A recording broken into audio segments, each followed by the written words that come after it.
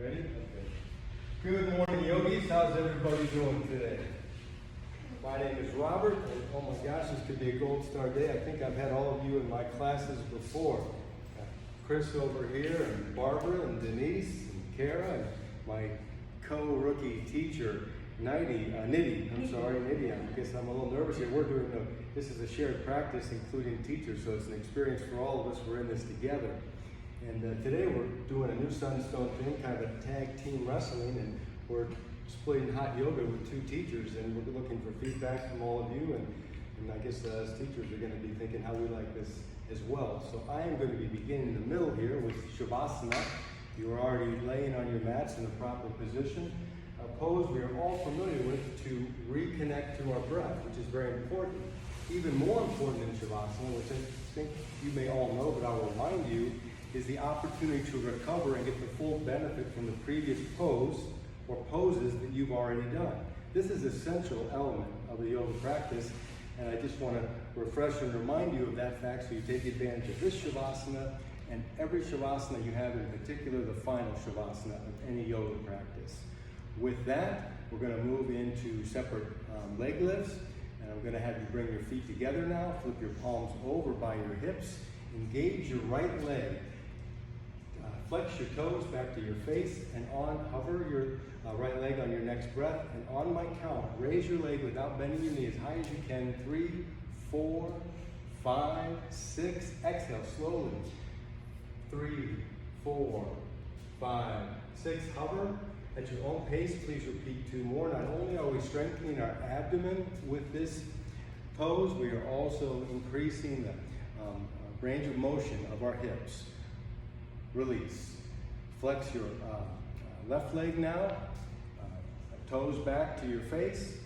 On your next inhale, raise your right leg up, hover, and on my count, raise. 3, 4, 5, 6. You guys are eager beavers, getting ahead of me. Lower. 3, 4, 5, 6. Hover. On my count, raise. 2, 3, 4. Excellent, everyone. And lower slowly, keeping the knees straight. Everyone's doing great work here. Good job, Chris. Release. Get a good cleansing breath in, cleansing breath out. We're going to do Tibetan leg lift, which is both legs, just 1 rep. So let's make it outstanding. And I think the energy in this room is going to give us just that. Legs together, engage both legs, engage your abdomen. Flex your toes toward your face, tilt your chin up, and on my count, raise up slowly. 2, 3, slow down. 94. 5, 6, slowly lower. 5, 4, 3. Good job, Chris. 2, 1. Hover, release. Good job, guys. We're now going to do bridge pose. So I ask you to draw your knees up. And place on your next inhale, raise your hips up and draw your arms underneath your hips. Clasp your hands together, press up against your shoulders and forearms. Your knees should be just above your feet, and they should be, it looks good, everybody, hips with distance. On your inhales, press your shins back toward the back wall. Push down on the mat with your shoulders and your arms and your hands as you try to raise up your stomach. At your own breath, on the next 2 breaths, keep pushing up and pushing back. You are providing a full stretch of your upper body from your shins to your sternum. Excellent pose. Release. Good work, everybody. Good work. Now I'd like you to draw your knees up into your chest. We're going to do strong wind relieving.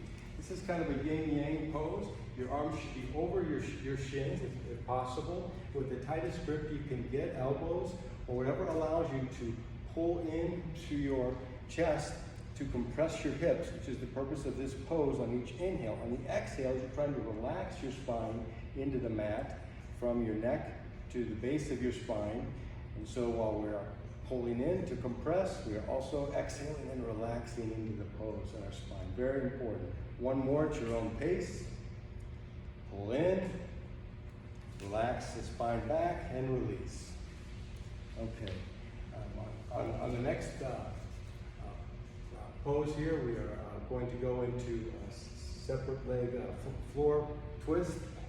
Draw up your right knee, tuck your right foot under your left knee. With your left hand, place it on your knee and gently draw your knee over to the floor until it reaches the floor. On your next inhale, stretch your right arm up to the ceiling. Follow your, let your eye gaze, follow your hand as you try to shoulder extended from your arm. Get your hand as close to the floor as possible. This is a relaxation pose. So as you, whatever your full extent today is with your practice, get there, but then breathe into it and just try to let your spine have that complete twist from top to bottom. Excellent work, everyone. One more good breath. Maybe stretch a little further and release. Switch legs now. Extend your right leg back. Draw your left leg up. Tuck the left toes under your right knee.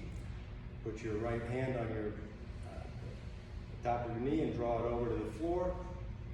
On your next inhale, raise your left arm up. And then exhale and move it over to, follow with your eye gaze, follow it to the floor. Looking even beyond your fingers if you're able. Maybe someday you'll get that hand all the way to the floor. You can see Nitty's already there. She's the ultra flexy one here, showing off again, doing a great job. One more good breath in, breath out, and release. Both legs extend. We'll do the first of the series of sit-ups, always a crowd favorite, so arms above your head. On your next inhale, sit up. Extend, release, exhale out to your feet, reaching beyond your toes, and still in a seated position, place your palms down by your hips. Feet should be hip distance apart. We're going to do Tibetan table. On your next inhale, roll over your heels and press up. Let your head fall back. Release, putting your hips back between your hands, hover if possible. Up again on your next inhale, head back. Exhale and relax, feet again. One more at your own pace. This pose is generating energy throughout the body, or moving energy rather, throughout the body. I've heard generating before, but any of you ever find that you're generating energy here? Please see me after class and tell me your secret there. But it's moving energy through your whole body. Release. Well done, Chris. Sorry, I think you did an extra one there, but I'll give you extra credit for that. I appreciate it. That's what we want to see, that kind of enthusiasm in the class. All right, I'm going to have you guys raise your arms up beyond your head again for our next sit-up. On the next inhale, sit up. Exhale, reach beyond your toes. Excellent. Now turn around and lie down on your stomachs. We're going to move into the spine strengthening sequence of the floor series poses, beginning with Cobra. Cobra is a snake, so we have no legs, so let's see right and left legs come together as one, firm. Hands, palms down on the floor by chest level. And on your next inhale, with using zero hand strength and only lower back strength, look up, raise up further, excellent. Hover your hands or lightly press them to the mat. If you are touching the mat, just a gentle pull backward is appropriate. Very good, release. Excellent work, everyone. Put your left ear down on the mat and look to your right and take a reverse Shavasana. Again, reminding you of the importance of Shavasana. Reconnect with your breath. Let your body benefit from all the work you've done up to this point. Okay, excellent. We're going to move into the locust series, beginning with half locust, which we'll get into later, but I'd like to call quarter locust.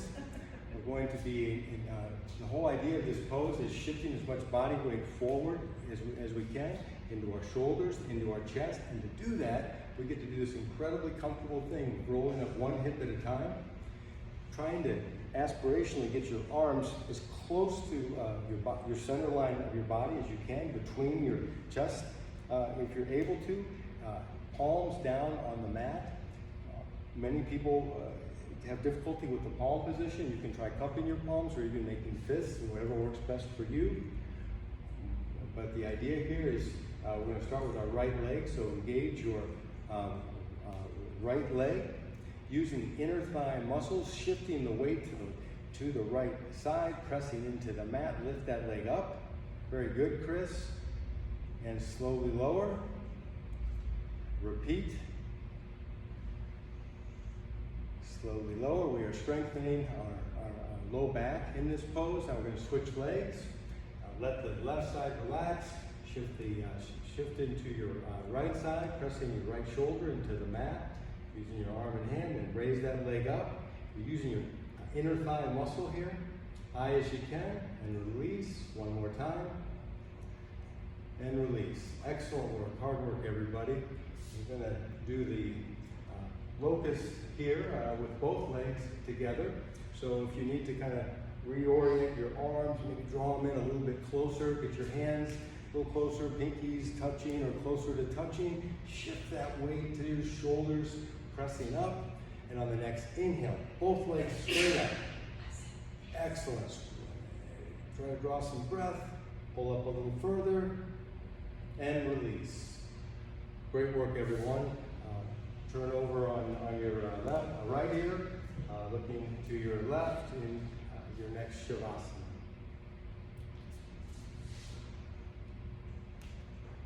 We're now going to move into pigeon. No, floor bow. I almost skipped the pose there.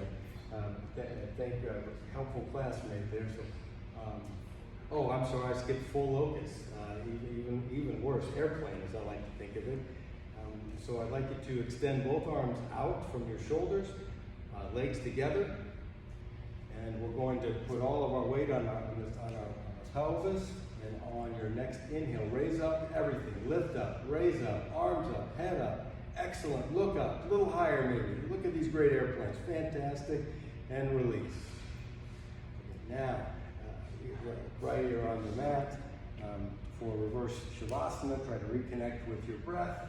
Give yourself all that benefit from the hard work you've done in that locust series. And we're now going to move into pigeon. Floor bow. Thank you again to the peanut gallery. You guys are my heroes here. Teacher training is evident here. On your stomachs again, to reach back and grabbing your feet from the outsides of your hand. Your wrists should be straight. The idea is you are kicking into your hands with your feet strength. On your next, very good. Your next inhale, keep kicking back. Knees should stay in line with your feet. Stay in line with your knees. Excellent. Looking good, everyone. Great job, Chris. And release. Ear down on the mat. Reverse Shavasana.